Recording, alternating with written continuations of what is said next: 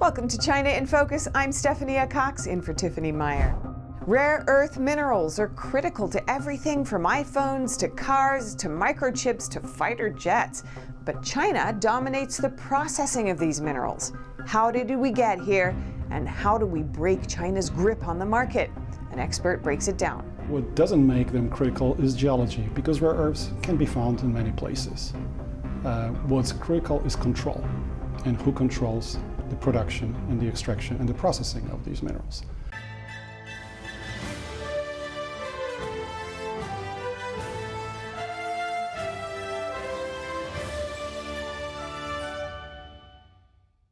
With growing attention on rare earths and critical minerals, what are they and how do they impact everything from our daily lives to the military? Joining NTD's Tiffany Meyer to unpack all this and the geopolitical implications is Tomasz Nadrowski. He's a portfolio manager at Amvest Terraden Critical Minerals Fund and author of Mineral War: China's Quest for Weapons of Mineral Destruction. Tomasz, thank you so much for joining us. Thank you for having me. Well, as we've been seeing, stocks are going up and down with, all the developments with rare earth, critical minerals. What even are these? Let's just first dive in. What is a rare earth? Rare earths are 17 different chemical elements that tend to co-occur together in subsoil in different parts of the world. And the main problem is that unlike other elements that we can just simply mine, like copper or iron ore or gold, we tend to extract all of them together. And the biggest problem is how to separate those valuable ones from those that are less valuable. And that's the big problem for the industry. And then when it comes to critical minerals, there's a lot of minerals, so what makes a mineral critical? So certainly what doesn't make them critical is geology, because rare earths can be found in many places. What's critical is control, and who controls the production and the extraction and the processing of these minerals. And there's one country that controls it, and that country is controlled by one party, and that party is controlled by one man. And therefore, that's pretty critical when it comes to control. And that's probably what matters these days more than geological occurrence of these minerals, of these elements, or even the processing capacity that's being rebuilt in the West. I want to get into all that, but first, for, say, the average Joe on the street, why should they care? How do rare earth critical minerals play into everyday life, but also our military? It's very important because the main application for rare earths is in permanent magnets. Now you may say, why do I care about permanent magnets? Well, because about 60% of our electricity uses magnets, and 70% of those magnets use rare earths, which means that almost half of all the electricity that we use is dependent on rare earths, mostly because of electric motors that contain those. So imagine that someone could basically switch off half of our electricity. That affects all of us. Now, it's not going to happen for the existing infrastructure, but also means that you cannot build anything new, whether it's infrastructure, industry, or of course the military. We saw that not long ago with Ford when they had to stop production of a whole range of electric vehicles or EVs because of supply chain disruptions in terms of that. You mentioned earlier, right, there's a huge control by one country, one party, one man. I want to get to that, but first there's a couple developments because it seems there's realization about that and the concerns there. We saw President Trump launch something, a $12 billion project called Project Vault, which is to stockpile critical minerals. Another huge development, as you saw Secretary of State Marco Rubio have something called the Minerals Ministerial, where he was meeting with delegates from 50 different nations, basically creating either bilateral agreements or boosting deterrence and reliance within these areas instead of, say, on China. How are you reading that? How successful could this be? So this is too early to say how successful it will be. It's an important step forward because unfortunately, America won't be able to solve this problem alone. It's something that's been festering for 3 or 4 decades now, deindustrialization and loss of mining industry as well.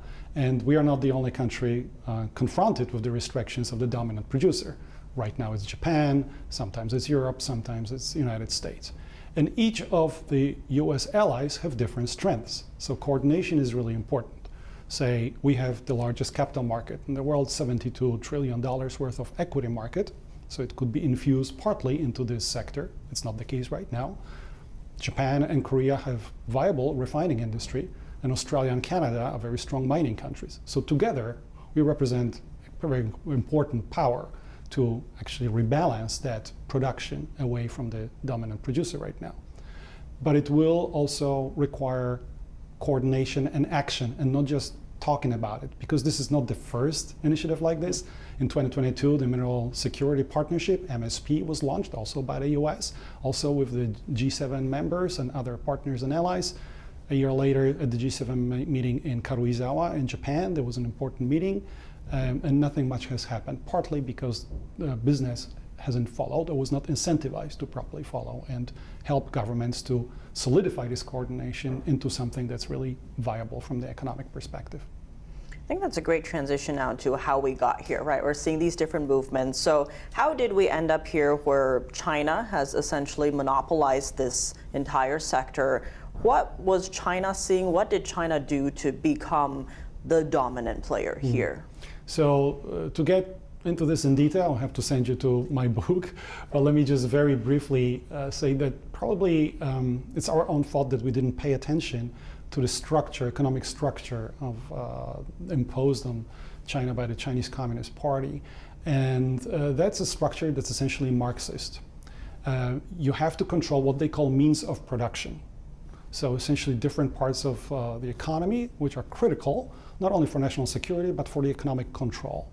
And that has been done by operating in upstream sectors. The upstream sectors were never privatized, whether it's basic chemicals, mining and metals that concern us here, whether it's banking, telecom, oil and gas, or power generation. That stayed in the hands of the state, and the state could therefore control input prices for areas which were more liberalized, especially in the 90s and early 2000s after China joined WTO.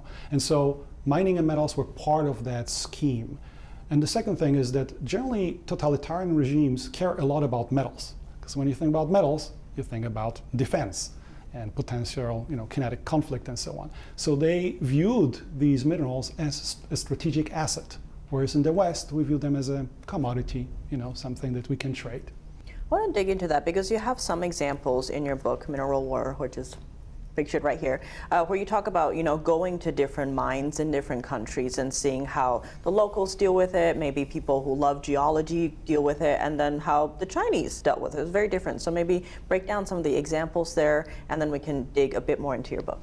It is actually a very interesting contrast when you travel, to Africa, parts of Asia, Pacific, or South America.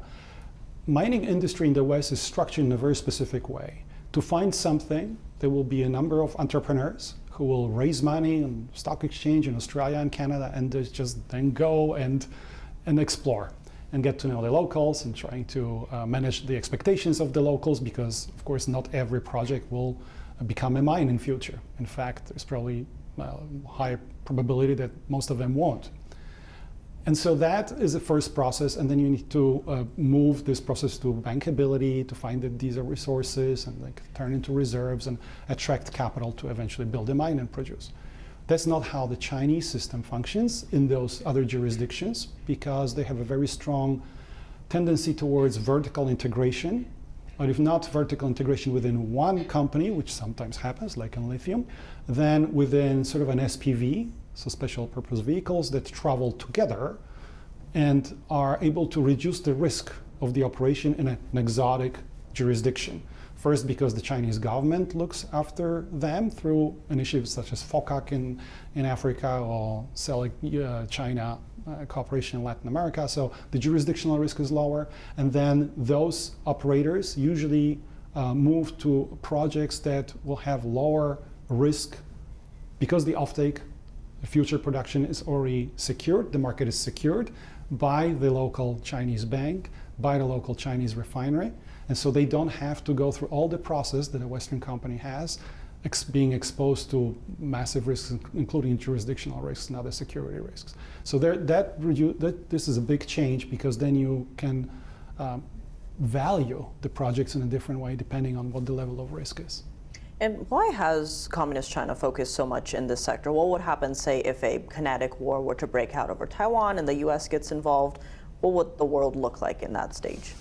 I would not like to contemplate that, hopefully. But let's not forget the obsession, general obsession of Stalinist systems with metals. You might remember Mao Zedong and his backyard steel making, right? That led to a massive famine in China.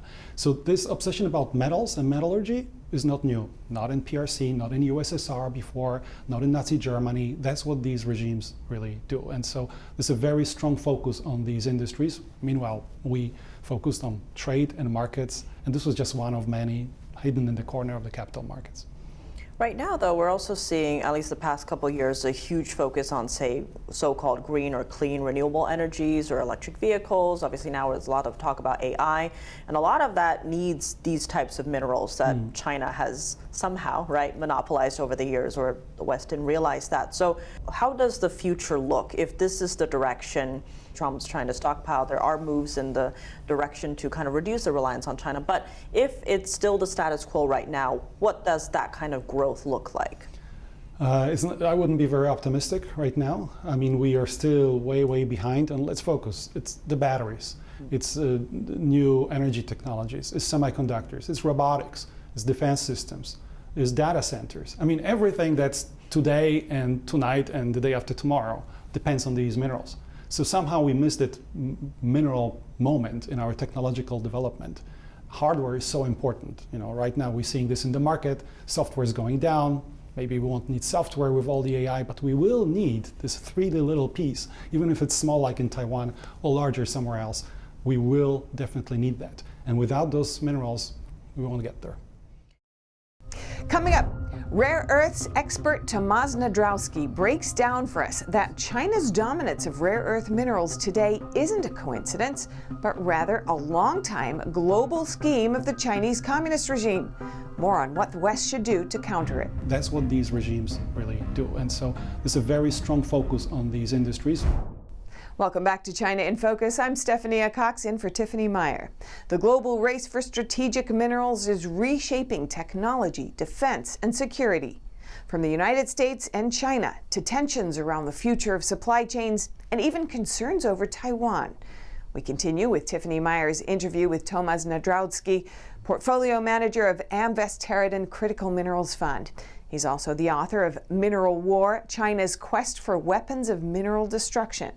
How does the environmental factors play in? Because it does seem, right, in China they're opening new coal plants. A lot of that is actually to do all these green or so-called energy things that they then ship abroad to other countries that are following, you know, emissions standards and all of these different things. So what does that playing field, if you will, look like right now? How is it different in China versus the West?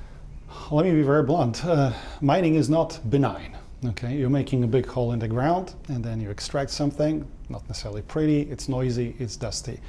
But you can manage all of these things and you can return this ground to its status quo ante. That's possible, and there are measures and procedures and systems right now that allow Western operators to do this.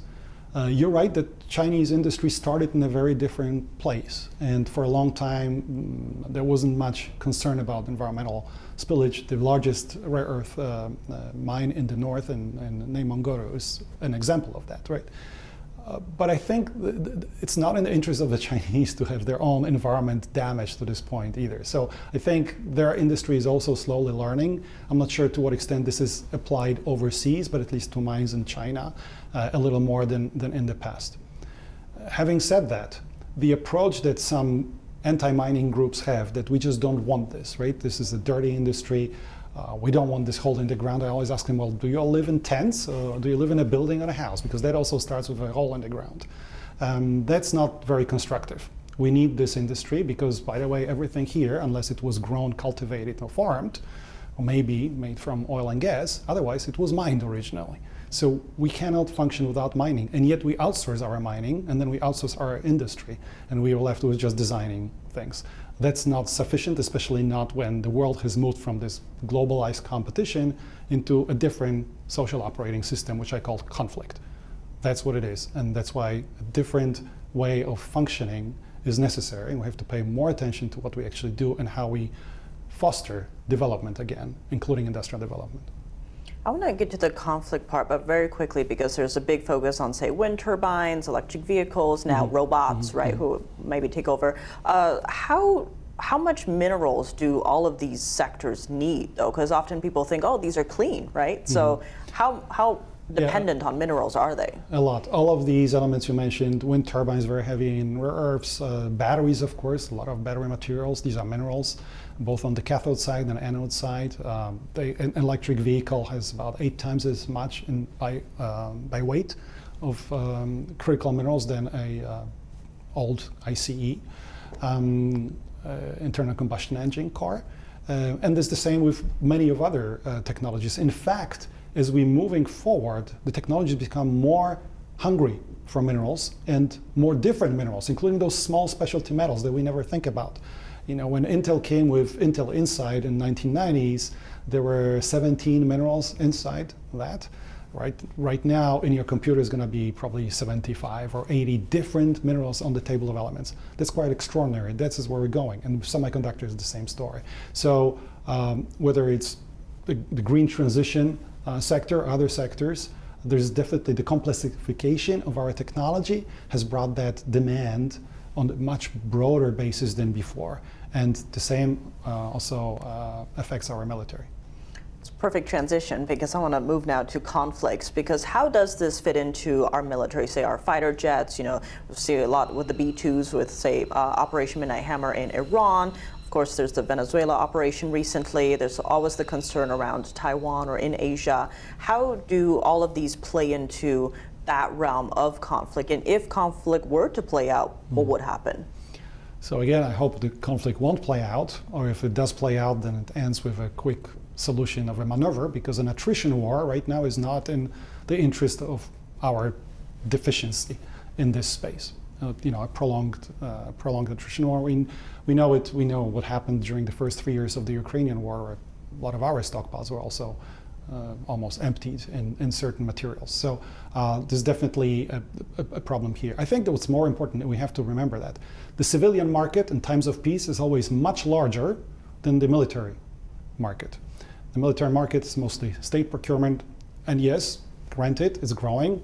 Look at the budgets in Germany, in Japan, Australia, and India, and the United States as well. But it's still much smaller. So here I have to give credit to the administration for thinking about civilian stockpile, because that's what the new measure is. We've had a military stockpile, the Defense Logistical Agency, which under different names exists since the times of FDR, President Roosevelt. But this is the first time we have a civilian stockpile, which is much larger. And this is an important buffer. It's like a shock absorber that we need just in case, because we need also civilian industry in times of conflict, not just the military. And on that note, what would be the solutions here? What are the next steps needed to start moving away from having all the eggs in that one basket?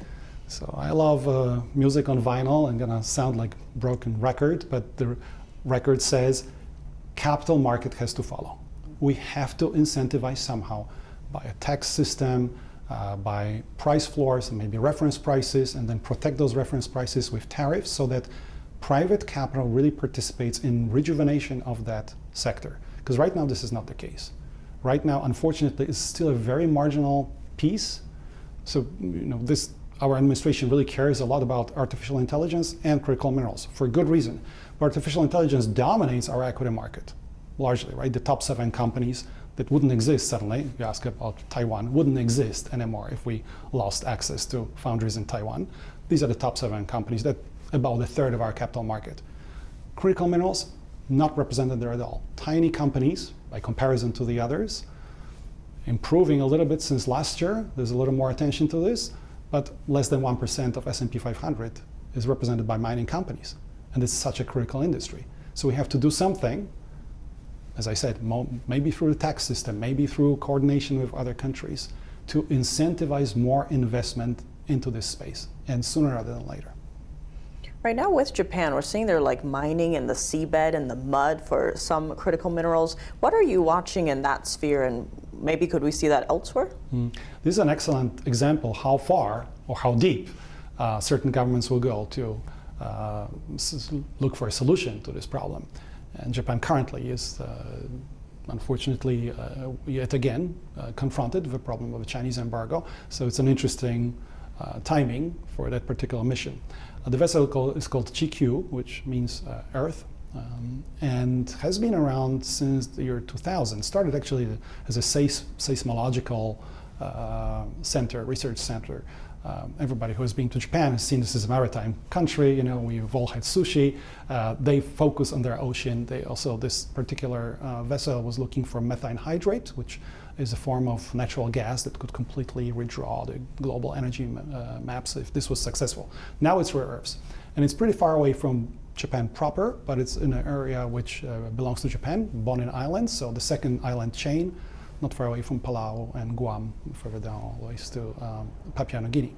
Very interesting process. You know, we had offshore oil drilling for a long time, but not for minerals. They use a new technology, sort of a riser system, that allows them to pump this mud, rare earth holding mud, hopefully without too many radioactive elements.